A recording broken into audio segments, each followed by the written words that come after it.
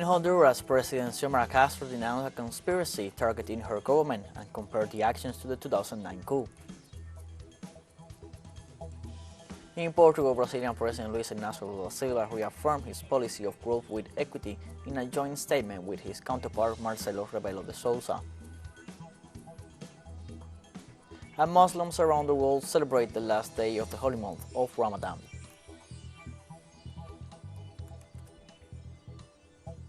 Hello, welcome to From the South. I'm Luis Alberto Matos from the TeleSUR studios in Havana, Cuba.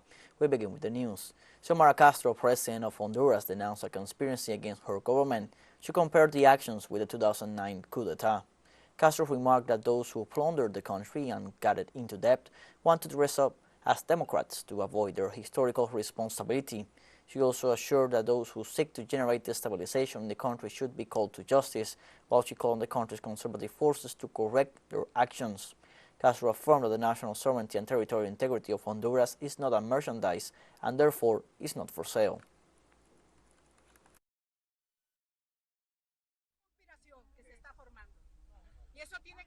There is a conspiracy on the way.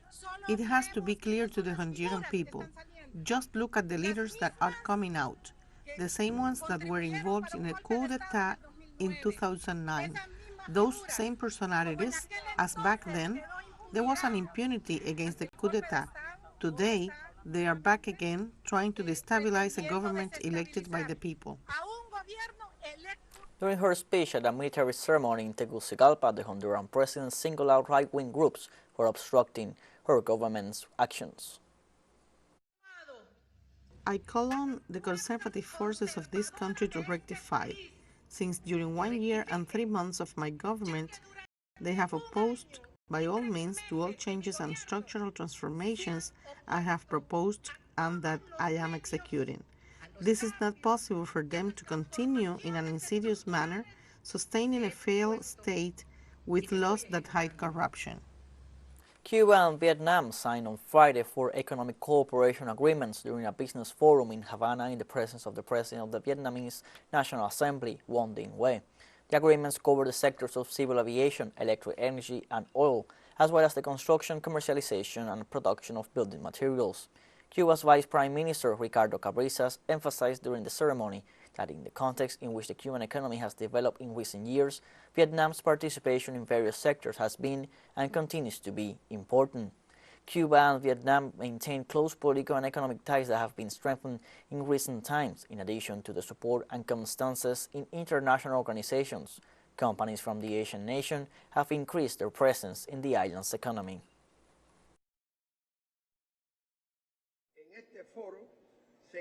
In this forum are those for the production and marketing of rice, specialty coffees, grains, chicken meat and pork, the construction of photovoltaic parks for main power generation, joint venture projects for hotel renovation and marketing, as well as others linked to the construction materials industry in the state cement plant.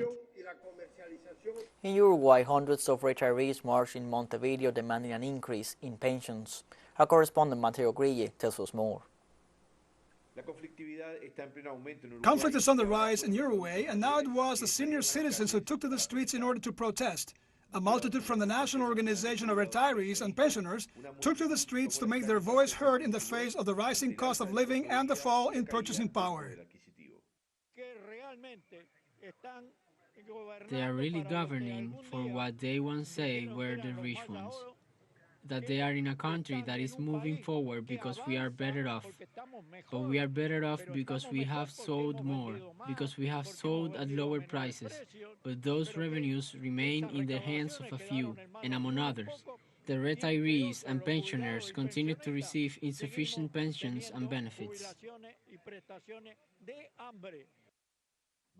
Under the slogan, "The reunion is always," the mobilization had as one of its main demands the rejection of the pension reform project that was agreed by the government but is rejected by the political opposition and the entire social movement. There is no way for a reform to be legitimate if it does not have the minimum social and political consensus necessary to carry out a reform of this type. We have practically 75% of the population that is unaware that reform that will have an impact on the people is being discussed in the parliament and that it is being approved at this moment in the Chamber of Deputies. The hundreds of retirees who mobilized went to Independence Square in front of the government headquarters, and there they demanded that their right to a decent life be respected. Reivindicamos una vez más nuestros derechos, los derechos de todos los jubilados y pensionistas, de todos nuestros adultos mayores. We claim once again our rights, the rights of all retirees and pensioners, of all senior citizens. We do have rights, the right to life, to maintain the quality of life and to live with dignity. And here, we are demonstrated that we are going to defend those rights. The retirees also demanded to be received by President Luis Lacalle Pou, who has systematically refused to listen to them. In fact, he's the first president since the recovery of democracy 38 years ago not to meet with the largest organization of retirees in the country. The retirees said that they will continue to take to the streets demanding better living conditions for all. Mateo Grille, TeleSUR, Montevideo, Uruguay. Let's take a short break, but first remember you can follow us on TikTok at TeleSUR English, in which you will be able to see news in different formats, news updates, and much more. Other stories coming up, stay with us.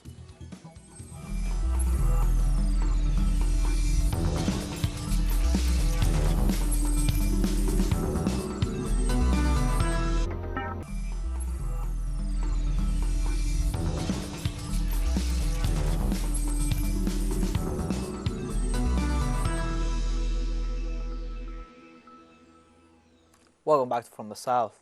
On Saturday, Brazilian President Luis Lula da Silva reiterated his policy of growth with equity during an official visit to Portugal.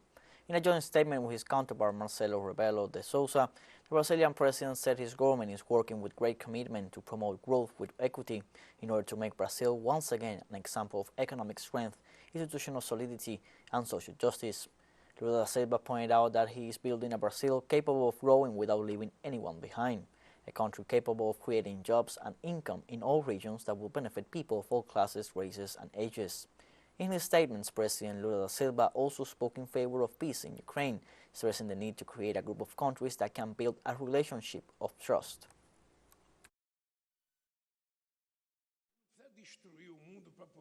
It isn't necessary to destroy the world to find peace. We do not have to destroy. We have to stop wasting time. This war should never have started. Russia should never have invaded Ukraine, but it did. That is a fact. So instead of choosing sides, I prefer to choose a third way, the way of building peace. This is Brazil's position, and we are going to intensify our efforts to achieve it. We're going to talk to more countries, and who knows, one day we will find a way to sit at the table and negotiate. Lula also suggested that the UN Security Council was in dire need of restructuring because the world has changed since the end of World War II, and the Council's permanent members do not even respect the institution's regulations. The functioning of the United Nations Security Council and its permanent members must be reviewed. We need to add more countries, more continents, and re-establish a new geography. Because today we don't have the same geography that back in 1945. The continents and countries have evolved, and we cannot continue with members of a council who wage war. There are members of the council and decide to wage war without even consulting the Security Council. This was the case of the United States with Iraq, of Russia against Ukraine, of France and England with Libya. So they do not respect the decisions of the Security Council themselves. The Brazilian president stressed that his government will be implacable with illegal miners and those who damage the environment. Brazil will be relentless in its fight against environmental crimes. There will be no compromise on deforestation until 2030, and we will be very tough on illegal gold miners and those who violate the rights of indigenous people.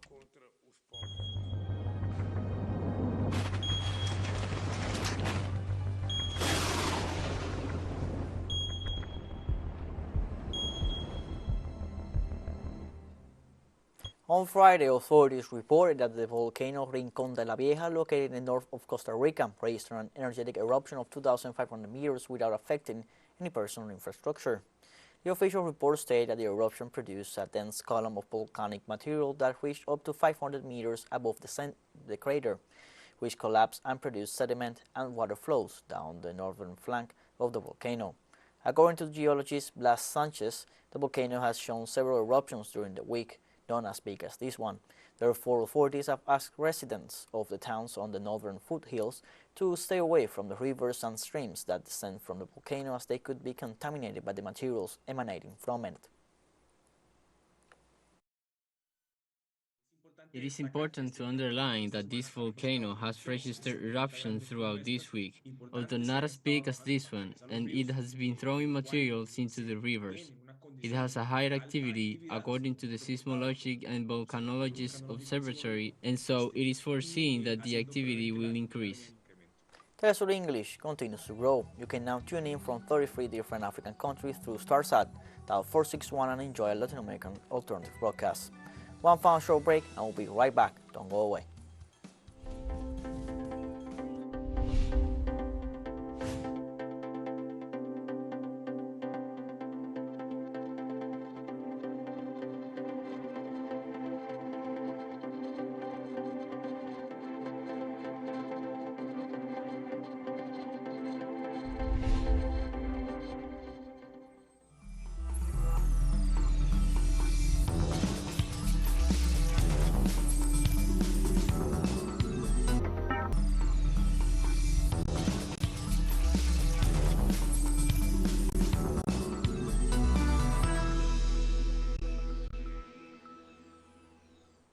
Welcome back from the south.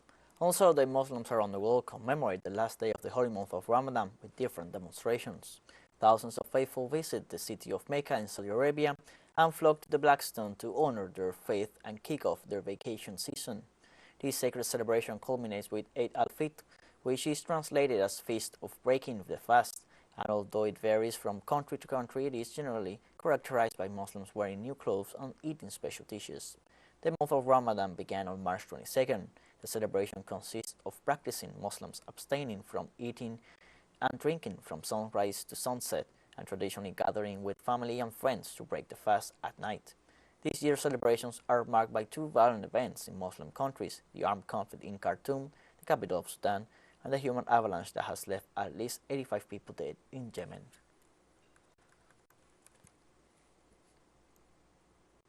On Saturday, the Syrian government denounced the United States for playing the role of pirates and bandits in plundering the Levant's natural wealth. According to a statement from the Foreign Ministry, U.S. forces illegally present in the country have recently intensified their looting and smuggling of oil to northern Iraq and then to Turkey. These acts of banditry violate international humanitarian law, impoverish the Syrian people, and prolong their suffering, says the statement, which also demands that the U.S. administration stop this plunder and pay compensation to the Syrian people. According to recent allegations by Syrian authorities, the country currently produces only 80,000 barrels of crude oil daily, 66,000 of which are plundered by U.S. troops and irregular gangs.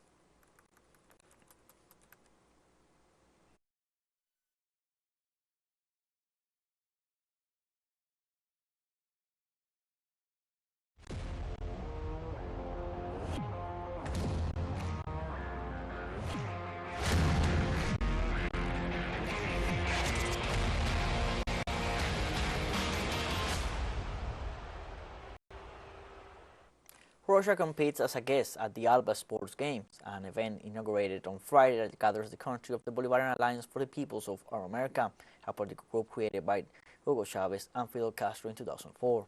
The presence of 48 athletes from that nation in this event coincides with moments of tension and threats of boycott after the recommendation of the president of the International Olympic Committee, Thomas Bach, to allow Russians and Belarusians to participate in official competitions under the neutral flag and on an individual basis.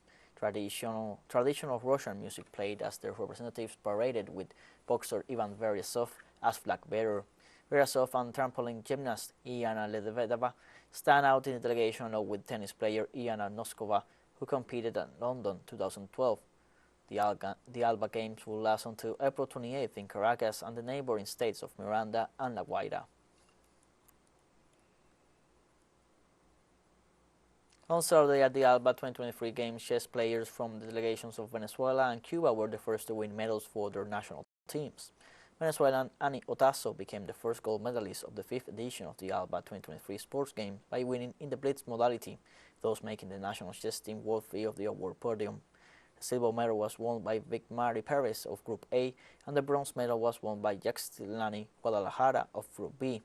On the other hand, the young Samit Escalona and Ronald Brizuela, members of Group A, won the silver and bronze medals respectively, in the absolute category dominated by the international master Lisandra Ordaz of the national team of Cuba.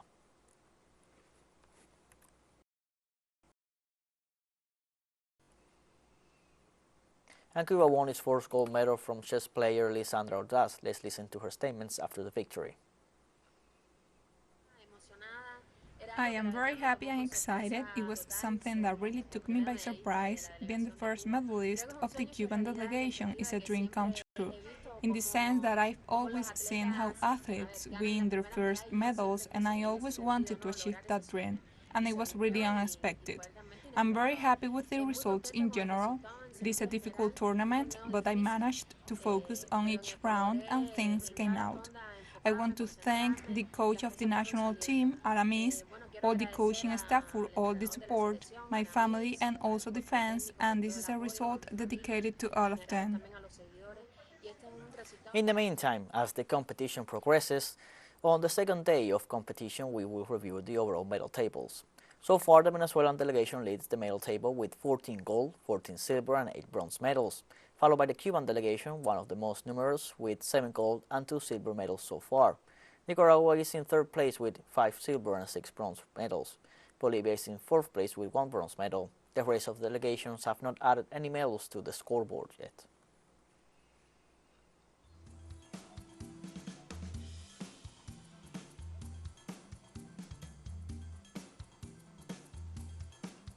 Like this, we have come to the end of this news brief. Remember, you can find these and many other stories on our website at telesurenglish.net. You can also join us on social media, Facebook, Twitter, Instagram, Telegram, and TikTok. For TeleSUR English, I'm Luis Alberto Matos. Thank you for watching.